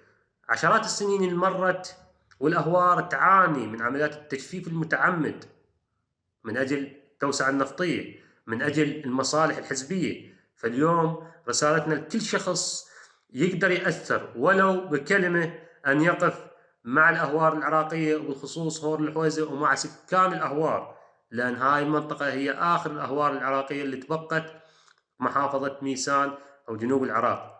فصوتكم مهم، دفاعكم نعتز به. احنا نعتز بكل صوت مدافع عن الأهوار وعن الإنسان وعن حقوق الإنسان وعن النظام البيئي اليوم البيئة العالمية واحدة، الأهوار جزء من النظام البيئي العالمي، فلا بد أن نحافظ عليها، لا بد أن نحميها، وحمايتها تتطلب التعاون مع كل شخص حول العالم مهتم بهاي المنطقة البيئية. شكرا لكل شخص دافع، شكرا لكل شخص سعى لنقل حقيقة الأهوار سواء كان داخل العراق أو خارج العراق. نعتز بهاي الشخصيات ونثق بدفاعهم ونثق بنيتهم الصادقة تجاه الأهوار. تحياتنا ومحبات كبيرة من الأهوار نبعثها لكل شخص مدافع عن الأهوار حول العالم. Voilà, Murtada qui remercie chaque personne qui peut avoir une voix et qui remercie celles et ceux qui portent la vérité sur les marées d'Irak. Et du coup, merci notamment à Mediapart d'avoir visibilisé, d'avoir enquêté sur cette situation des marais irakiens. Merci à Arnaud pour ton travail sur l'Irak au CCFD. Merci aussi à des organisations comme Notre Affaire à tous qui cherchent la vérité aussi derrière les agissements de Total Energy. Donc, je vous laisse la parole à, je ne sais pas, dans l'ordre lequel vous voulez, pour conclure, un mot de conclusion très rapide et ensuite on passera aux questions. Peut-être pour conclure, en résonance avec la vidéo que vous venez de voir, c'est que pour moi, ce cas des marais irakiens et du marais du Hawizeh, c'est vraiment en fait un exemple d'horreur environnementale et humaine chimiquement pure. Pourquoi ? Parce que en fait, on ne se rend pas compte ici de Paris d'à quel point ces marais sont importants. Ces marais sont là depuis des millénaires. Le peuple Ahwari est là depuis des millénaires. C'est des gens qui étaient déjà là au temps de la Bible, qui étaient déjà là il y a 2000 ans, dont le mode de vie a en fait très peu changé. Alors évidemment, ils ne sont pas restés à l'âge de pierre, mais ces marais, en fait, c'est un entrelac de voies d'eau, de roseaux. Alors même si c'est moins le cas, pendant très longtemps, ces Ahwari vivaient dans des maisons en roseaux qui fabriquaient justement avec les roseaux du marais. C'est un peuple qui a toujours une culture propre, qui vivait et qui essaye, malheureusement, qui peut le faire de moins en moins, de vivre complètement en symbiose avec cet environnement qu'ils avaient su à la fois exploiter pour leur survie, mais aussi préserver pendant des millénaires. Et cette destruction, alors cette destruction, il faut être honnête, n'est pas uniquement liée aux compagnies pétrolières, c'est aussi lié aux guerres, à l'assèchement, aux barrages, etc. Mais les compagnies pétrolières ont une part importante de responsabilité dans la destruction de ces marais. Donc c'est une biodiversité énorme en termes d'espèces, de poissons, d'oiseaux. Et ce peuple, cette culture, quand on parle du départ des Ahwari, on parle de centaines de milliers de personnes qui ont été obligées de partir, comme il l'a dit, de quitter leur marais pour s'exiler de force vers les villes. On parle de militarisation, de checkpoint, d'un peuple en fait qu'on empêche de vivre sur ces terres, d'accéder à ces terres, et donc par ailleurs dont on détruit l'environnement, et donc même si on leur laissait revenir, finalement l'environnement n'est plus là, et donc leur moyen de subsistance de base, qui était l'eau, le poisson, les buffles, l'agriculture, qui est aujourd'hui de plus en plus détruit. Et donc c'est un drame écologique, c'est un drame humain, c'est un drame culturel dans ce qui a été en fait un jardin d'Éden. Et c'est vrai que c'est un peu d'une tristesse infinie. Ça donne envie d'être triste et en colère à la fois. Merci beaucoup. Jussi ? Je n'avais pas préparé de grandes conclusions, du coup je serai super courte. Non, mais je pense que si vous êtes là ce soir, c'est que vous aussi vous vous sentez un peu abattu, déprimé par tous les trucs qu'on entend. Il y a plein de choses qui sont vraies, mais je pense que voilà, si on est aussi dans une phase où le camp adverse entre guillemets réagit de manière aussi violente, c'est parce qu'en vrai il y a plein de choses aussi, il y a plein de graines qui ont été semées qui leur font peur. Et qu'on peut juste pas arrêter le combat, continuer à la fois pour les personnes qui en fait n'ont pas le choix, comme les communautés impactées. Nous on a un peu plus de possibilités de combattre sans que ça remette en question notre liberté. On va pas être enfermés demain, on va pouvoir continuer à se nourrir, donc on peut pas arrêter pour eux, mais aussi parce que en vrai je pense que quand le camp en face réagit, c'est qu'on leur fait peur, et donc c'est surtout pas le moment de lâcher. Et on se retrouve, j'espère, le 25 juin pour fêter ça. Et Arnaud, tu as le mot de la fin. Waouh. C'est difficile de dire plus que ce qui a été dit par les collègues et Murtada. Je pense que ce qui est important, c'est à travers ce genre de rapport de comprendre aussi quel est le prix réel du pétrole. On parle beaucoup du prix du pétrole à la pompe, mais aussi ce que ça veut dire pour les gens qui vivent à proximité de ces zones d'extraction. Je pense que ça sert au moins à ça. Nous aussi, à travers ce rapport, on estime avec les populations locales qu'il n'y a pas de fatalité pour Awizé et pour les marais, et qu'il y a encore des leviers d'action qu'il faut essayer d'activer au maximum. Donc on rencontre l'UNESCO à nouveau dans 2 semaines. On va leur demander à nouveau cet enregistrement sur la liste des sites en danger. On essaye aussi d'obtenir d'eux une visite terrain qui se fasse sans forcément le partenaire gouvernemental à leur côté, pour qu'il y ait vraiment une liberté de parole de la part de Murtada et des autres. Pour Total Energy, on continue à garder la pression sur eux. Eux nous disent, pour Alphaya, nous ne sommes pas opérateurs, donc nous ne tombons pas sous la loi du devoir de vigilance. Ce n'est pas notre analyse, et en fait, quand il y a effectivement 22,5% d'un pactole aussi important que ces 400 000 barils jour, on estime qu'il y a une responsabilité, et l'analyse telle qu'elle a été faite par de nombreux juristes et par le législateur à la base indique que les non-opérateurs sont aussi responsables. Donc pour le moment, il n'y a pas eu de jurisprudence sur cette question. On espère qu'il y en aura une à l'avenir. Et puis pour les responsables gouvernementaux qu'on rencontre aussi, s'assurer que la loi française est respectée par les entreprises françaises qui opèrent à l'étranger, et que la loi des pays dans lesquels ils opèrent soit respectée aussi, puisque les lois irakiennes ne sont pas respectées par ces acteurs. Voilà. Merci beaucoup. Et donc, c'est le temps des questions.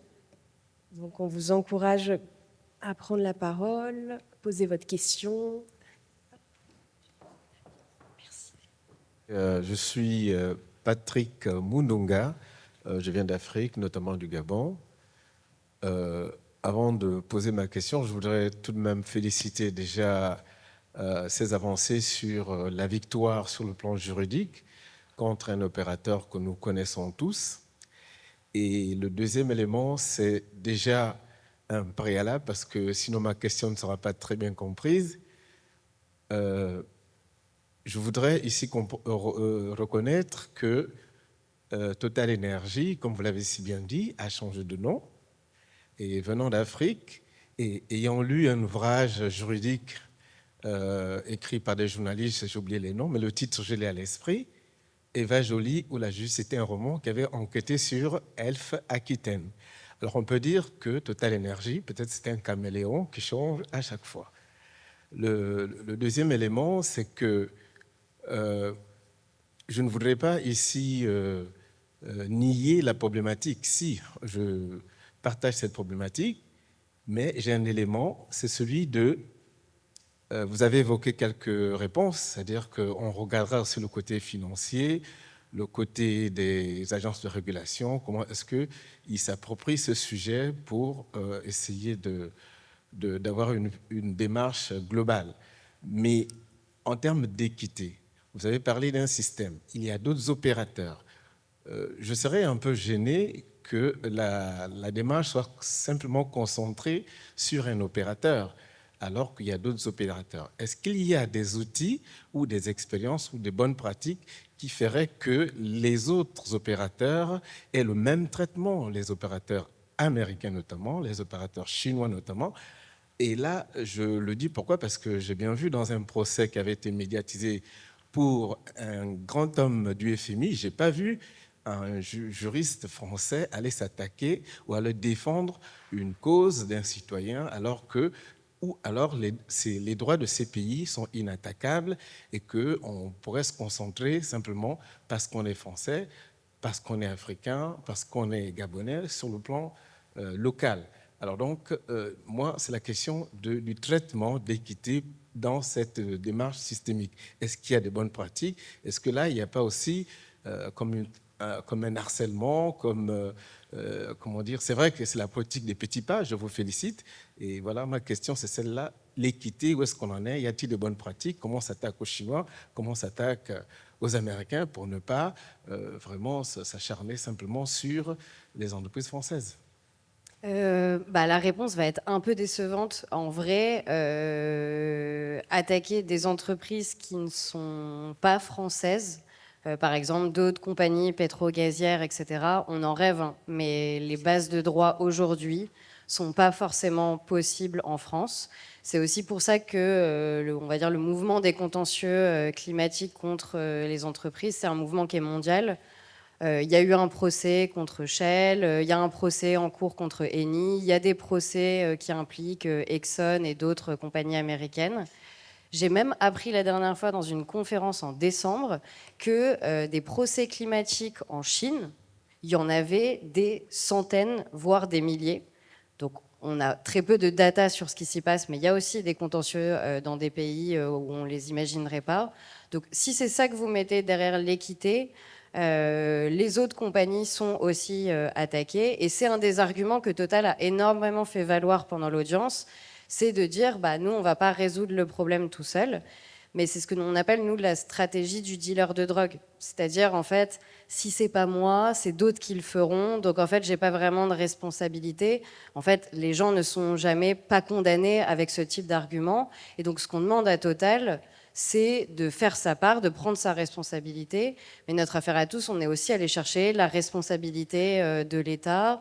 Donc, en fait, et en Afrique, il y a plein de procès aussi qui vont chercher d'autres responsabilités sur des projets en particulier.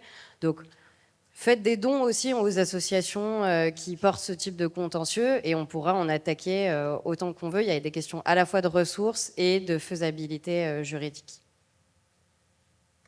Peut-être pour compléter sur le cas spécifique d'Alfaya, effectivement, Total Energy n'est pas opérateur et a seulement 22,5% des parts. Néanmoins, l'étude a montré qu'on a eu accès au contrat en fait, entre les parties et Total fait partie de tous les comités exécutifs et d'opération et donc valide aussi les différentes décisions qui sont prises, que ce soit sur les opérations d'exploitation, mais aussi sur le maintien ou non du torchage. Et donc, en fait, ce statut de non-opérateur ne permet pas donc d'évacuer toute responsabilité. Et en fait, dans ce modèle extractif des multinationales pétrolières, c'est quelque chose qui est assez récurrent. C'est assez rare que Total soit complètement opérateur de son champ. Et donc, ça nous permet en tout cas de montrer qu'il y a cette responsabilité spécifique. Il y avait deux choses qui m'ont interpellée tout à l'heure. Quand vous avez dit que pour extraire du pétrole, il fallait de l'eau, quand les marais sont secs, comment on fait pour extraire le pétrole? Et d'autre part, quand vous avez dit qu'ils protégeaient leur zone de tourisme, mais les touristes, ils vont au milieu des champs de pétrole et ils disent bravo, c'est joli. Alors sur le premier, c'est que alors de l'eau, il y en a de moins en moins, mais il en reste. Le Tigre, heureusement, et l'Euphrate ne sont pas totalement à sec. Mais ce qu'a montré le rapport, c'est qu'ils continuent à pomper de l'eau dans le Tigre, ou en tout cas de l'eau qui vient du Tigre. Donc ils contribuent à l'assèchement de la rivière. Comme il y a de moins en moins d'eau dans le Tigre, ils pompent dans des nattes souterraines profondes. Et par ailleurs, ce que tu as dit, Clara, c'est qu'ils ont un nouveau projet qui s'appelle Ratawi. Et là, vu qu'il n'y a plus assez d'eau, ils vont faire une usine de dessalement. Donc, ce qui va encore aggraver, évidemment, le bilan carbone du pétrole. Parce que ça veut dire qu'il va falloir produire de l'eau et brûler du pétrole pour dessaler de l'eau de mer. Et donc, un peu le cycle infernal. Et quant au tourisme, en fait, c'est sur l'un des trois marais, en gros, celui qui est le plus préservé, où on envoie les touristes. Mais à aviser celui dont on parle et sur lequel on a enquêté, je pense qu'aucun touriste ne voudrait y aller, malheureusement. C'est plus trop en état touristique.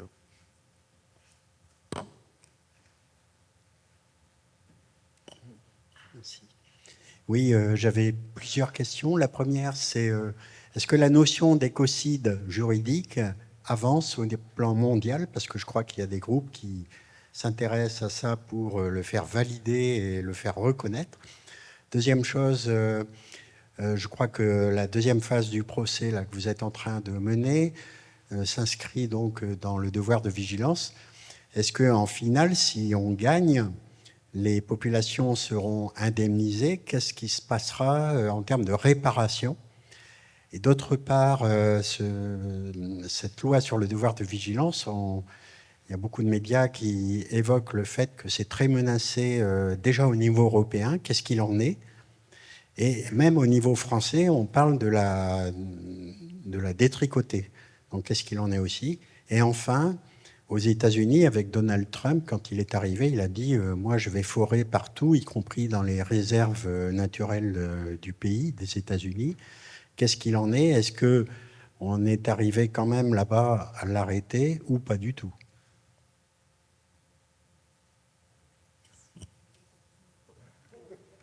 J'ai loupé la dernière, donc il faudra me la rappeler.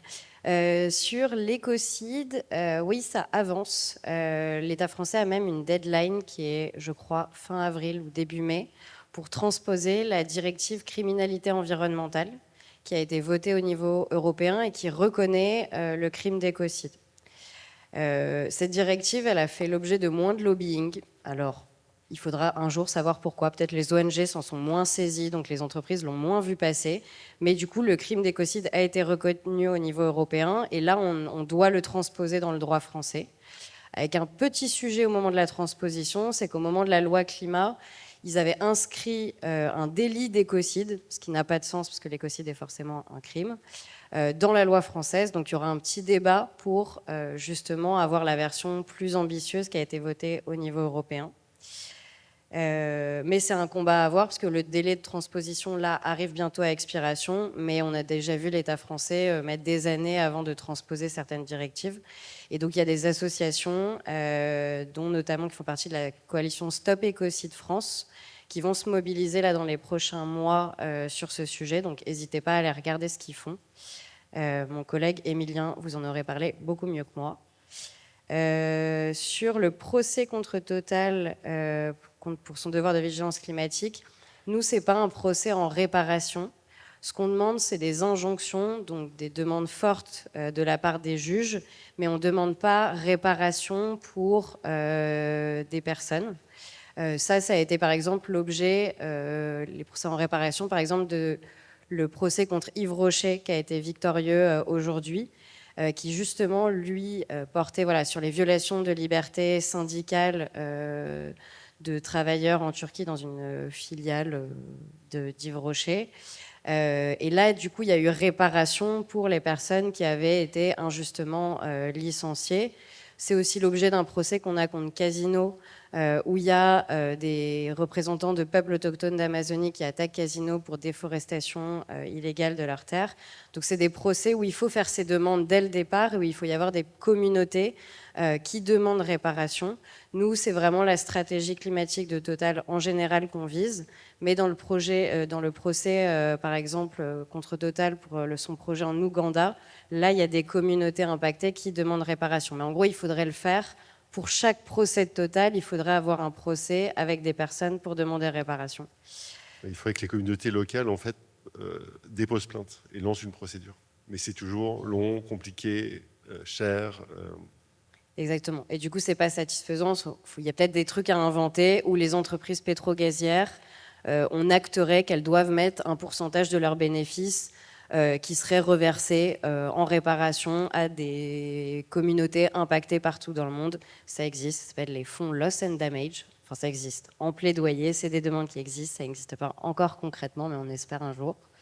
Sur le devoir de vigilance et l'Union européenne, je ne sais pas si Clara, tu as envie de te faire plaisir et répondre à cette question. Allez, je sors de mon rôle de modératrice parce que c'est mon sujet. Ça a été mon sujet cauchemardesque de toute l'année 2025 avec ce fameux Omnibus 1. Je dis 1 parce que malheureusement, il y en a une dizaine, je crois, qui sont en cours ou qui vont arriver au niveau européen, qui vont concerner beaucoup de champs, mais également de notre quotidien finalement, parce que quand on réautorise des produits chimiques, ça va se payer sur la santé des Européennes et des Européens. Mais pour le devoir de vigilance, oui, donc il y a eu cet omnibus qui est venu réouvrir plusieurs directives concernant la durabilité et l'impact sur les droits humains et l'environnement des multinationales. Ça a été un combat extrêmement dur qui a été mené en interassociatif avec Justine, Notre Affaire à tous, CCFD, Oxfam, Amnesty, voilà, plein d'organisations. On a perdu beaucoup de choses, notamment sur le volet climatique, un retour en arrière extrêmement grave, puisque les plans de vigilance climatique, les plans de transition ne sont plus obligatoires. Voilà. Donc on va continuer de se mobiliser, à la fois pour se demander si c'est légal tout ça, et il y a des actions en cours, et aussi, vous en avez parlé, la transposition de cette directive qui, du coup, va intervenir dans les prochains mois. On verra si le calendrier s'accélère ou non. On va être extrêmement vigilant pour n'autoriser aucun retour en arrière. Nous, on a cette chance en Europe d'avoir une loi sur le devoir de vigilance. Ce n'est pas le cas de tous nos collègues interassociatifs qui, eux, vont devoir transposer. Ça va être une nouveauté dans leur ordre juridique. Nous, on a une loi qui a une interprétation large, notamment des impacts qui sont couverts par ce fondement juridique. Donc on va être extrêmement vigilant pour qu'il n'y ait aucun retour en arrière, et on s'attend à qu'en face, ça demande voilà, que ça s'attaque et que ça vienne restreindre encore plus le champ d'application notamment. Donc affaire à suivre. Et on aura besoin justement des citoyennes et des citoyens pour être avec nous. On aura besoin de la presse pour couvrir ces sujets, parce que même si c'est technique, ça reste des impacts au final extrêmement concrets pour les populations du Sud, mais aussi pour les consommateurs et consommatrices en Europe. Et je me souviens plus de la dernière question.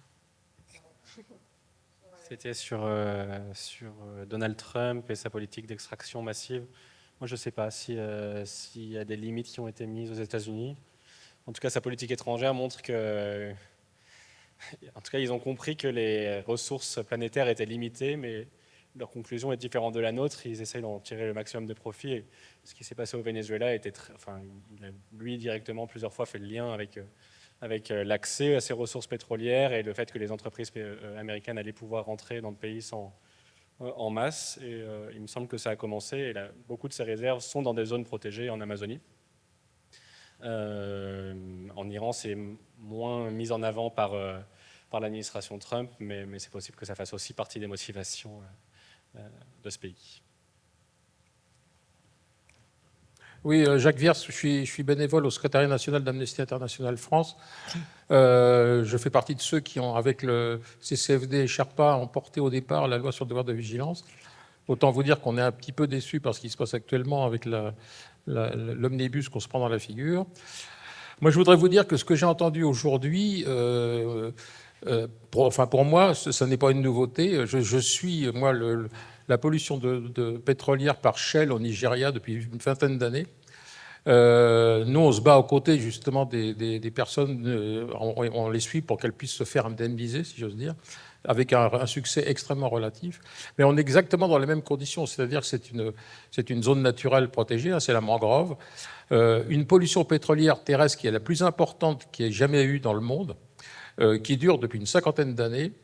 Shell est totalement responsable et totalement irresponsable dans sa réparation auprès des populations. Il y a eu un rapport du programme des Nations Unies pour l'environnement qui disait que pour démarrer, il faudrait déjà $1 milliard, qui n'a jamais été versé et qui est détourné, parce qu'il y a un accord entre le gouvernement nigérian et Shell au détriment des populations locales. C'est un vrai scandale. Les gens boivent du pétrole, respirent du pétrole, meurent de cancer depuis des années. Il n'y a pas eu de point zéro, donc on ne saura jamais ce qui s'y est passé vraiment. Et côté torchage du gaz, ils sont pas mal. Ça m'étonne que vous n'ayez pas trouvé Shell dans vos parachutages. Et on les a trouvés. On a même fait un article spécifique sur eux, sur le cas de Shell au Nigeria. Alors, le torchage du gaz est interdit au Nigeria depuis 1985, je crois, quelque chose comme ça. Donc, voilà. Donc, tout cela veut dire que faut-il faire ? Il faut demander justice aux compagnies pétrolières. Alors Shell a trouvé la solution, parce qu'ils sont tellement empêtrés dans sur leur réserve terrestre au Nigeria qu'ils ont vendu tout à des petites sociétés locales, comme ça ils sont sûrs que personne ne sera indemnisé, et ils pensent s'en tirer comme ça. Nous on essaie de les poursuivre, mais on va avoir beaucoup de mal, parce qu'on n'a pas le droit de s'en aller comme ça, en fermant la porte derrière soi, après avoir pollué tout un pays, quoi. Et ils se sont repliés sur leur gisement offshore. Donc voilà. Donc alors, comment faire? Eh bien, pour l'instant, il n'y a à peu près que les ONG et la presse indépendante. Bravo à ce qu'a fait Mediapart, c'est vraiment formidable ce que vous avez fait. Pour l'instant, c'est les seules forces qui peuvent s'opposer à cette espèce d'accord entre ces multinationales irresponsables et des gouvernements qui profitent, qui sont souvent corrompus et qui profitent de l'extraction pétrolière et gazière au détriment des populations locales, quoi. Donc voilà, c'est pas très drôle ce que je dis, mais enfin bon, on va y arriver, quoi. Il faut pas se décourager, quoi. Une troisième force peut-être qu'on essaie d'activer, c'est les responsables politiques, députés, sénateurs ou non élus qui peuvent porter ces messages et poser des questions et vraiment mettre en avant notre travail auprès des décideurs qui ont normalement une obligation de réponse. Donc on essaye de se baser là-dessus aussi. Mais oui, ça reste assez limité. Je crois malheureusement qu'on va devoir arrêter là. Merci vraiment à toutes et tous. De toute façon, n'hésitez pas à consulter les ressources qui sont disponibles du côté de Mediapart, du côté de Notre Affaire à tous, du CCFD Terre Solidaire, d'Amnesty aussi, comme on l'a dit à plusieurs reprises, et c'était aussi le but de cette conférence. Tout ça, malheureusement, est bien systémique et s'observe dans de nombreux pays. Et les réponses, elles doivent aussi être systémiques, et le droit en participe, mais la politique également. Donc, affaire à suivre. Merci. Voilà, il me reste à remercier, et c'est le plus important, celles qui ont pu permettre cet événement. Donc, Anne Boucher, Émile Luton, Camille Salaise, les équipes de l'Académie du Climat. Merci. Et merci aux intervenants, intervenantes. Voilà. Et merci à Murtada.